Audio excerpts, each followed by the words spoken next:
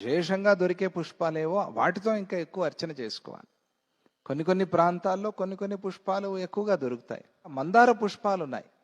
ఈ మందార పుష్పాలు ఎక్కువగా వచ్చాయి. రకరకాల రంగుల్లో వస్తాయిగా మందార పుష్పాలు. భలే వస్తాయి. మంచి మంచి రేకులు మందంగా ఉంటాయి, చాలా పల్చగా ఉంటాయి, మధ్యమంగా ఉంటాయి, చాలా అద్భుతంగా ఉంటాయి. ఆ మందార పుష్పంలో తేనె చాలా ఉంటుంది. పక్షులతో సహా ఆ మధువుని తీసుకోవచ్చు. చిన్న ఇది తుమ్మెదలు కానీ లేదా తేనెటీగలు కానీ ఇవి మాత్రమే కాక పక్షులు కూడా దాని నుంచి లాక్కోవచ్చు. అంత మధువు దాంట్లో ఉంటుంది. మందార పుష్పం. నానావిధై నమస్కారై, రకరకాల నమస్కారాలు ఉన్నాయి. ఒకటే నమస్కారం కాదు, ఎన్నెన్నో.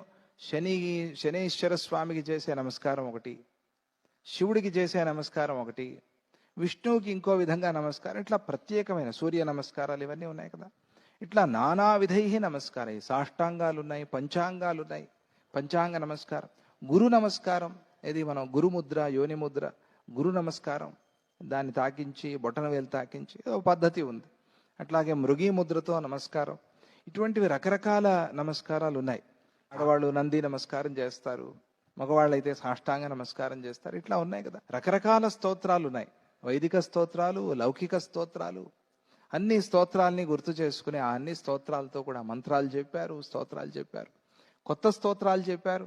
ప్రభుం ప్రాణనాథం విభుం విశ్వనాథం వశిష్ఠుల వారేగా రాసింది.